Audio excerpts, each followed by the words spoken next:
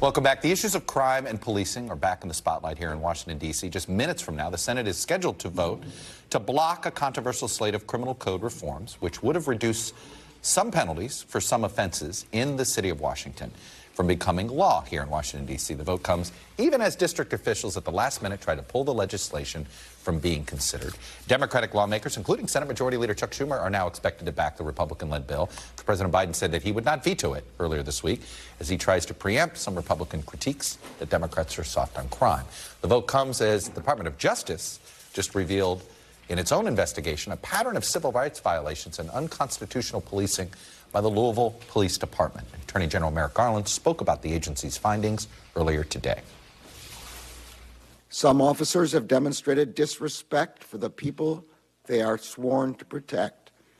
Some have videotaped themselves throwing drinks at pedestrians from their cars, insulted people with disabilities, and called black people monkeys, animal, and boy.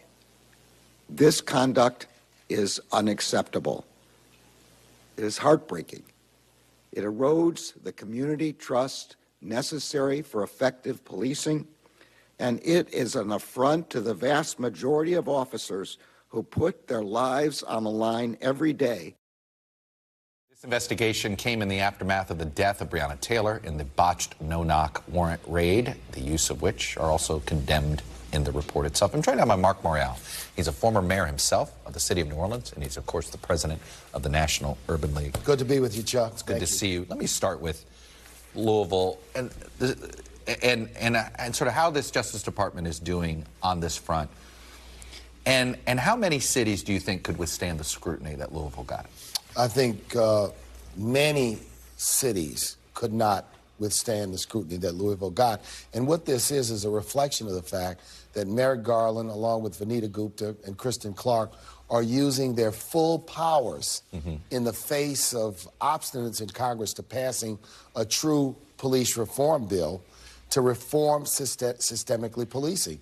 I mean, I think people may be stunned, but I say to mayors all the time, when you take office, you better audit your police department. You better look comprehensively because there may be a lot going on that you will only become aware of in the event of a crisis. So this, if you will, pattern and practice report, this investigation, we asked for it. I'm glad it's come. You only get these, though, after there's a major incident in a major police department. You don't get these, we don't do these preemptively, and I understand that, but I wonder if there is a better way. There is a better way, and the better way is for local governments, for mayors, to affirmatively conduct their own examinations of their police departments. Nothing stops a police department, yearly audit, mayor, 2 years audit, something like that, make it a regular thing? To do an independent review. Yeah. I mean, we did many in New Orleans that led to our own reforms. We did reforms without the necessity of an investigation or consent decree.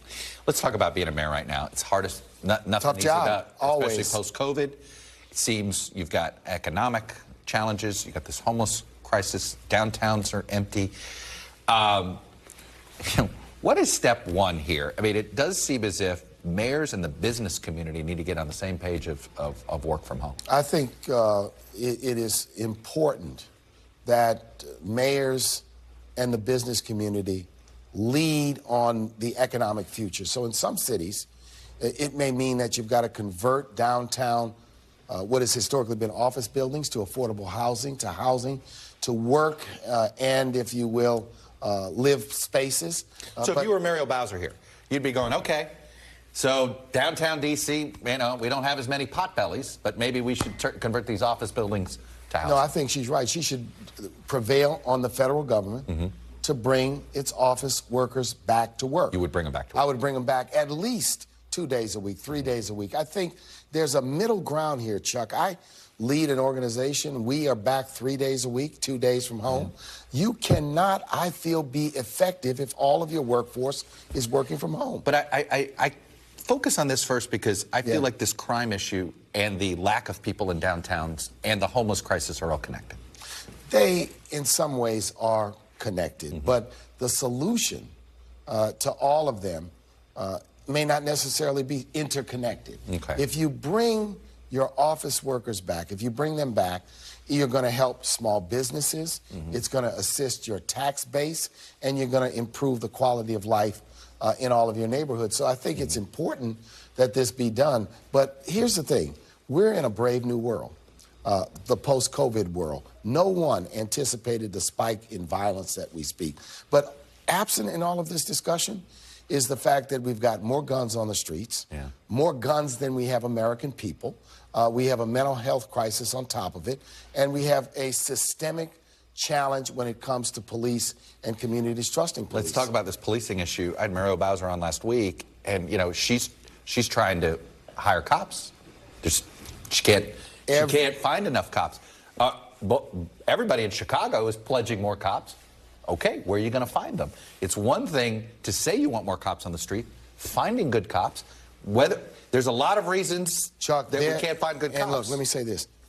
Every major city has vacancies when it comes to its police department. So on one hand, is it the pay?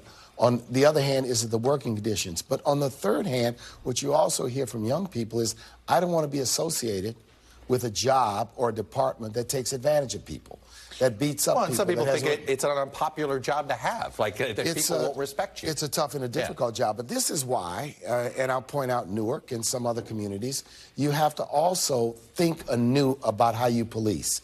You've got to redefine public safety. You've got to look at strategies that may not include law enforcement and policing. You can't just handcuff yourself if you cannot hire police. You've got to try to do other things. And I like unarmed dispute resolution, if you will, units. I like the idea of utilizing social workers and mental health experts to respond to those calls for service that do not necessarily require law enforcement. We've got to redefine this, because this problem of the inability to hire policing is not going to go away soon. No, it does feel like it's a huge chunk. Marc Morial, I'm glad you came in. Good to see you. Head of the National Urban League, former mayor of New Orleans. Thanks for watching our YouTube channel. Follow today's top stories and breaking news by downloading the NBC News app.